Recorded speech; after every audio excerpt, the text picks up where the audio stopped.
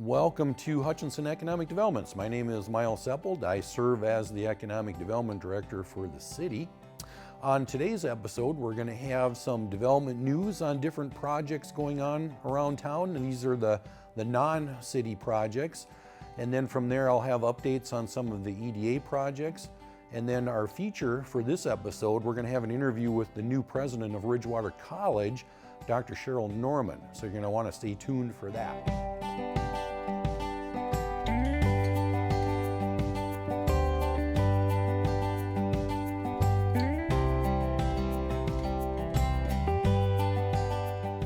So, in terms of development news, and again, these are just the sorts of things that are not city projects per se. They're just business activities going on that the city's not directly involved in. So I'm just different goings on, I guess. North Maple Apartments, not a lot to report there. They had to make some soil corrections, and in that picture on the right there, you can see they've started framing up one of their buildings in the back of their lot. So this is on the site of the old Burns Manor location.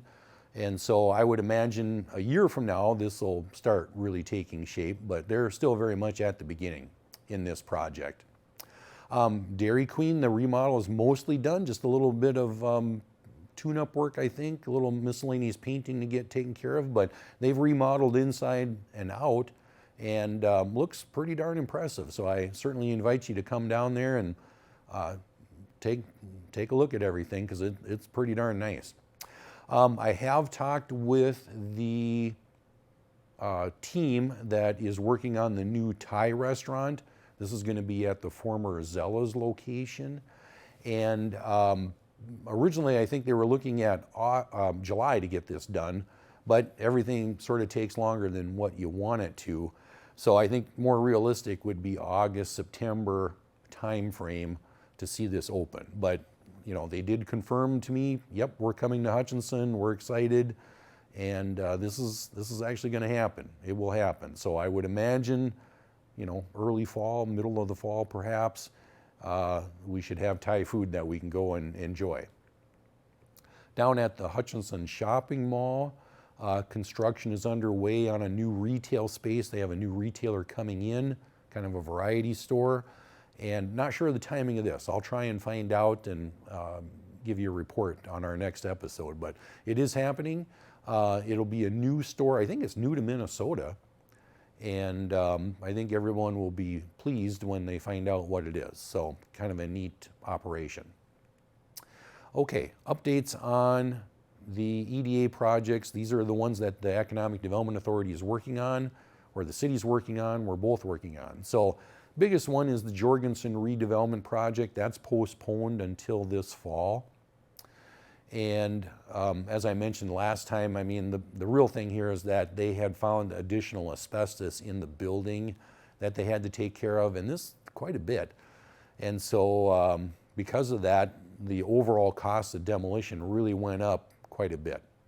So the task was to see if we could find some more dollars to bring into this project to get this thing going. So for the last week or week and a half, I've been busy writing a grant application.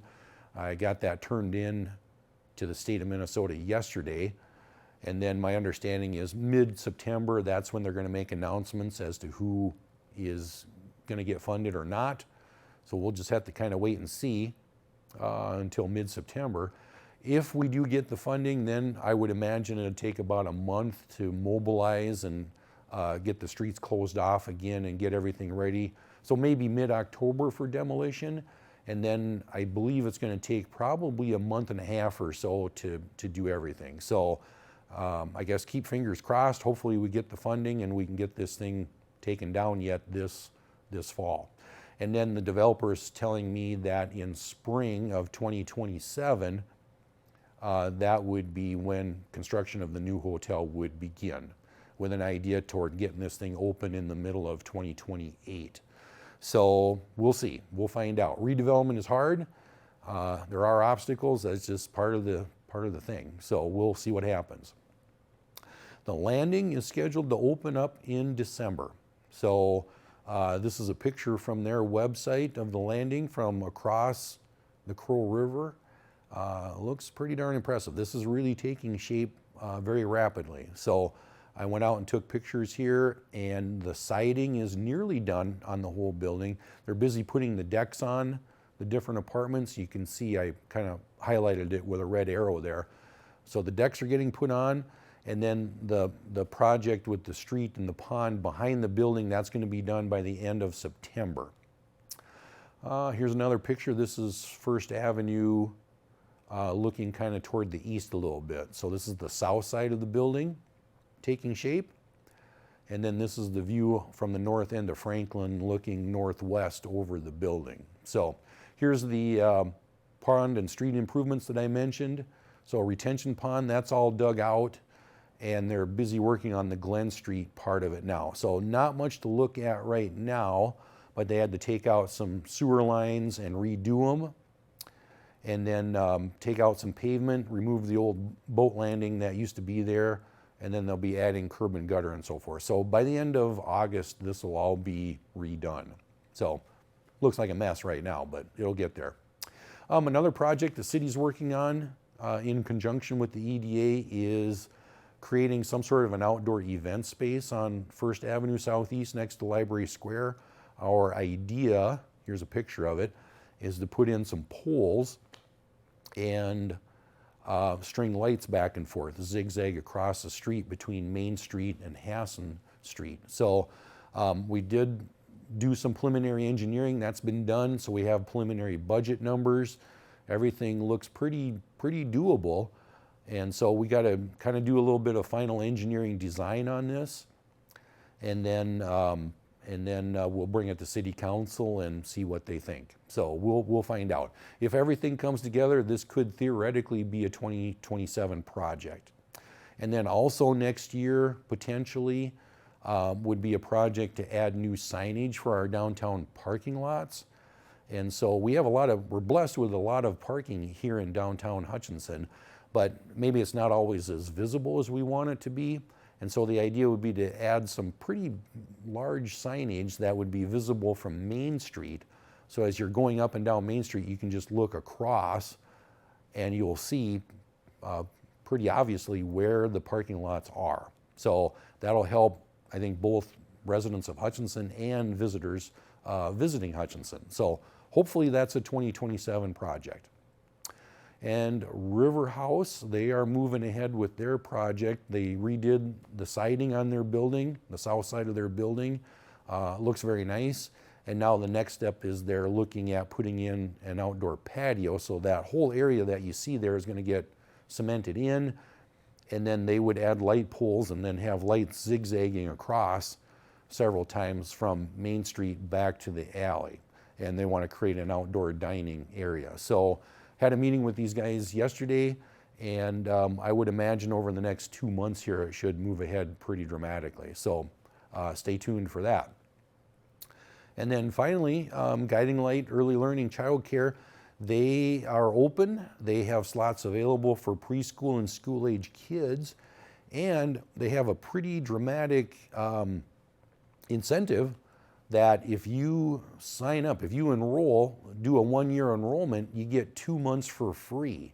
So pretty good financial incentive there if you need a place to do childcare here over this year coming up. So numbers there on the screen, give them a call. You can go over there and take a tour if you want and check it out in advance. But pretty good incentives there for people that are interested. And that's pretty much it for the update. So if you have any questions, certainly feel free to give me a call anytime. My number's there on the screen. I'd be happy to chat with you. Stay tuned now. In our next segment, we're going to do an interview with Dr. Cheryl Norman.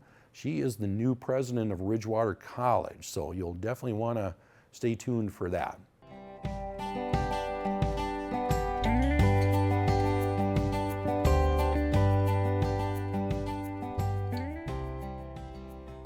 Welcome to Hutchinson Economic Developments. My name is Miles Seppold. I'm the Economic Development Director for today. Today we're pleased to welcome Dr. Cheryl Norman, the new president of Ridgewater College. Ridgewater has long been one of the most important educational and workforce development partners in our region, And today we're going to get to know Dr. Norman a little bit and learn about her vision for the future. Congratulations on becoming the president of Ridgewater College. Tell us a little bit about yourself now. Who is Cheryl Norman outside the office? Well, thank you. Thank you for inviting me. It is a privilege to be here with you today, Miles. I am Cheryl Norman, like you said, the new president. And I would say outside of my role here, my biggest joy is my family. Mm-hmm. My family is just, I have a wonderful husband, 4 beautiful children, 2 of which have given me grandchildren. Wow. And you know the saying that if I had known being a grandmother is this fun, I would have done it first. I understand that. I really wish I had. I don't know how you do that, but I love that role. Nice. The other thing I would probably say about Cheryl Norman is that I really enjoy connecting with people. Mm-hmm. My dad started out as a farmer and then moved to be a creamer. And then he went on to sell Doughboy feed. And he could talk to anyone. And he told me once that you can learn something new from everyone you meet. Mm. And I really believe that is true. And I think because of him, I have become curious about people. And I love learning people's journeys and why they are where they are and what happened along the way. All right, that's wonderful. Looking back on your career, what experiences do you think best prepared you for this new role? Well, I've been in education my entire life. And I think being in the classroom has really prepared me for this presidency. I taught in the K-12 system, in higher education, I was in the classroom. And I think that helps me keep students first. We're all about students, and that's really where we need to remain, is very student focused. I've also had many leadership opportunities that I'm very thankful for along the way. I led accreditation, which is all about continuous improvement, assessment, which is looking at are students prepared when they leave college for that next step, and how do we assess that? How do we evaluate that? I've been a dean and a vice president of academic and student affairs, and what I've learned about leadership is that you do not need to have all the answers, but you need to ask a lot of questions, and you have to have a strong team around you, because a leader is never doing it on their own. And I do have a very strong team here at Ridgewater College, and I think we're going to do a lot together this year. That sounds great. So what attracted you to Ridgewater? What made you think this is the one? Well, that's an interesting question. I think a lot of people are attracted to a position, and I'm really attracted to the location. My family and I lived overseas for 12 years, and when we returned, we settled in Winstead, Minnesota. And so when we wanted to go to the big city, we went to Hutchinson. And we loved going to the movie theater and going shopping. And my kids really thought Hutchinson was a big city. And I was impressed with the reputation Ridgewater has. I heard a lot about Ridgewater. A lot of students in this area end up going to Ridgewater, either in high school or after high school. And everything I heard was positive. And I thought, I want to be in this community. I really wanted to learn more about Ridgewater, and I know more about Hutchinson than I do Wilmer, and I'm getting to know Wilmer. So kind of along those same lines now, what has impressed you the most about Hutchinson and Wilmer and this region since you've been in this new role? Well, one, I've been very welcomed, and I've been impressed by that. I think it's hard sometimes for a new student to go to a new college. I think it's hard for individuals to get settled in a community, and I have felt a sense of a strong welcome, but a sense of belonging. And I think that's what Hutchinson has, is that ownership of Ridgewater. Not every town or city has a college. And I feel as though Ridgewater is really part of this community, and this community wants Ridgewater to succeed. So now every president brings their own vision. What are your priorities now during your first year? That's a great question. I really don't want to come in and change things just to change them. So my first thing I want to do is listen and learn.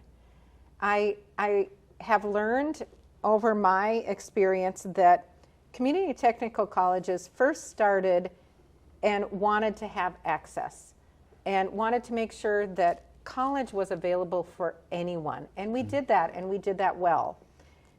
After we had a huge increase in the number of students attending community and technical colleges, we realized that they weren't all completing. So then the focus was on retention and completion.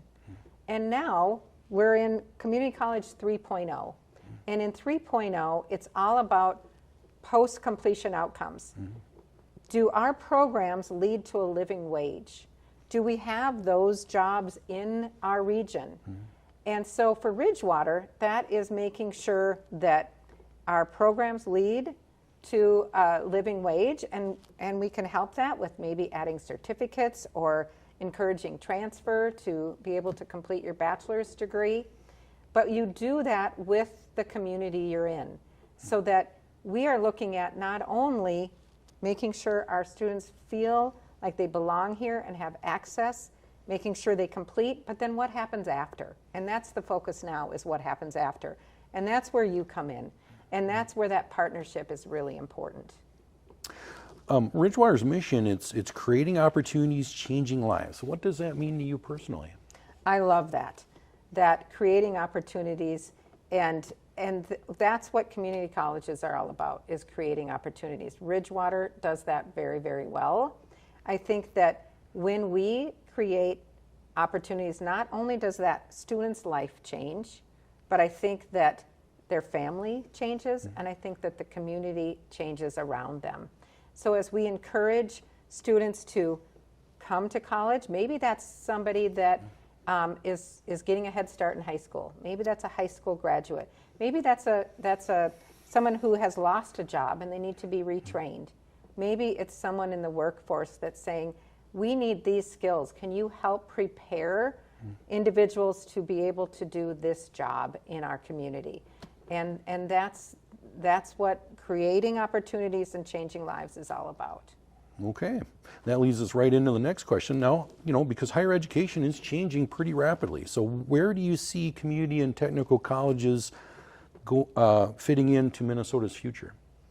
Well, I think with technology changing so rapidly, I think one of the things we're realizing at the college level is it is critical to help learners know how to learn. AI is a topic we could spend the rest of the time on, so I'm not going to get into it in detail, but we really want to encourage our students to think critically and to learn how to learn. And that's true in the liberal arts side, that's true on the technical side. And so we want to be responsive to technology changes, and at Ridgewater, we can make those quick changes. We can respond and change curriculum. I was at a legislative breakfast, and I met a group of electricians, and they were saying they were close to retirement, and they said, you can do everything on your phone. You can turn up the heat, or you can turn down your air conditioning. You can start your oven from your phone. Now, I struggle with cooking while I'm in the room, so I don't want to start it from my phone. But they're saying, we need your help. We need to make sure that we have a program that we don't have to outsource, but we can hire, and they're ready to do that and meet those technology needs. And Ridgewater is there. We're looking at having those conversations so that we're preparing our students for what they need today. As Hutchinson's Economic Development Director, one of the big issues that I'm contending with is workforce shortages, skills, and so forth. How do you see Ridgewater fitting in to help meet those challenges? Well, I think that what you're looking for is talent. And there's a partnership then for Ridgewater to help create that talent. And so we don't want to do that at a table at our college. We want to have employers to be around that table with us and creating a better understanding of the skills needed. One of the things that we have is something called Lightcast. And what that system does is it looks at all of the jobs in our region, and when you look at those advertisements for those jobs, they list skills. So we look at, okay, what jobs are available? can we meet those needs, and what skills are most needed for those jobs? And so we're doing that backward design, so we know this is the end. How do we make sure our students are prepared and have those skills? And then we take a step back and we develop the curriculum to make sure that we're teaching those skills and that they are able to master them before they come to you, and that they're able to do a good job for that workforce. Now, Ridgewater's long been recognized for its partnerships with local businesses. How important are those partnerships, and how do you hope to strengthen them? Great question. Those partnerships are essential. And there's many ways that I think that many things Ridgewater is doing well. There's many things that we could strengthen. And part of that is that built-in pipeline from college to career, so that we know. And that really starts in K-12 and creating those pathways that students have a pathway and they know the direction they're going to go in. That may change along the way, but that we help get them to where they're going, and we are that pipeline to that career. Another piece is work-based learning, that we can work with industry and we can provide opportunities for students to work while they're in college. We have over 30 programs that are entirely online. You can work while going to college. Another thing that we do is last Monday I attended the chamber event that was a golfing outing, and we sponsored a hole. So I had the opportunity, as golfers came in groups of 4, to connect and find out. And almost every single person I talked to, and they were all from the Hutchinson area, many of them owning businesses here, they all had a connection to Ridgewater. Either they were an alum, or someone in their family had taken a class or graduated from a program. So I was able to ask them their connection, and then you connect to alumni in a very specific way. And we really work on that to find out, were you prepared? What could we have done different? What did we do well? And make sure that you have that connection. Other things that we do that I think can be strengthened is we do work with different businesses to help us with equipment needs. They may have something that they're not using anymore that we could really benefit from. We also have a large number of our students that come from a place of poverty, and there are many people here in the community that offer scholarships for our students, and that really helps them to achieve those goals. The other thing is advocacy. We have people in the community that really advocate for Ridgewater College, and there's that partnership that we work together. And many people within the community work on our advisory boards. Every program, every technical program has an advisory board, and having people come and sit at the table helps us better meet their needs. So those partnerships are essential. Manufacturing, healthcare, agriculture, and skilled trades are essential to our local economy. How does Ridgewater stay responsive as workforce needs continue to evolve? Well, I think Ridgewater is a place that we have the ability to adapt. And to be able to adapt, we look at technology changes, we look at industry changes, we connect, and we make sure that we are in conversation and that we know what those changes are, so that we can make changes within our curriculum to meet those needs. What would you say to a local employer that has not worked closely with Ridgewater before? I would say, let's have a conversation. You do not have to come knowing what you need. Let's have a conversation. You may want to have something that is really specialized. And our customized training does just that. We have training that is customized for your needs. We have the strongest customized training within Minnesota State system. And we do it well. And others model after what Ridgewater does. And I think when we're looking at that, we could talk about internships. We could talk about how we could make sure that your needs are met in multiple ways. But internships, customized training, let's have a conversation and find out what you need and see how we can step in and fill that need. Many people still think that college isn't for them. What would you say to someone who's considering coming back to school but feels uncertain? I would say I completely understand. It takes a lot of courage to come back to the classroom, especially if maybe you haven't had a good experience in school, or it's been a long time since you've been in that school. I started my doctorate at age of 50, and it was scary to come back in the classroom. I was home doing homework with my kids. They did think I was a little bit crazy, but I was really glad I went through that experience. I would say that you are not alone. Not everyone is 18-year-old graduating from high school and coming to college. We have students all ages, so you're not alone. I would also say that as you look at coming back to college, we have people here that are on staff that their job is to make sure that you succeed. And we want to make sure to break down those barriers for you so that you come, you feel a sense of belonging, and we help you succeed and reach those goals, that reason why you came back to college. Another thing I would say is that Ridgewater makes college affordable. We have a financial model that makes it easier than at a four-year institution. And we want to make sure that we have conversations about the financial piece and help break down that piece. There's lots of scholarships, there's grants.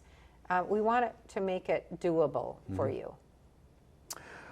Now, just for fun, we're going to have lightning round. So, coffee or tea? Coffee. I need coffee in the morning. Bingo. Favorite book? Power of People by Verna Price. It's all about people are adders, subtractors, multipliers, and dividers. Multipliers help get people where they should go. And I've given that book to a number of people. Interesting. Favorite leadership lesson? Is to listen and make sure you connect with the people closest to what you're trying to do. For us, it's students. We can't do things for students without asking students their opinion. So that's my lesson. Okay, brilliant. What's one thing people would be surprised to learn about you? I mentioned this earlier, but my family I spent 12 years teaching abroad, 6 years in Ecuador and 6 years in Austria. Wow. And what's something on your Minnesota bucket list? Well, I'm embarrassed to say this, but I've never been ice fishing. So if somebody out there would like to take me ice fishing, I would love to have that experience. That's going to be scandalous. It might be. Last question. What inspires you? I think seeing people accomplish something that they didn't know they were capable of. When you attend graduation and you see students walk across that stage and have that, I did it. I didn't know I could, but I did. And I love that. I mean, it gives me goosebumps right now, is people achieving things they didn't know they were capable of. That's fantastic. Well, thanks again for taking the time to visit. Thank you. All I right. appreciate We'll do our it time again. together. All right, let's do it. Sounds good. Thanks. That's it for this week's edition of Hutchinson Economic Developments. We'll be back in 2 weeks with a new episode, so we'll see you then. Thanks for tuning in.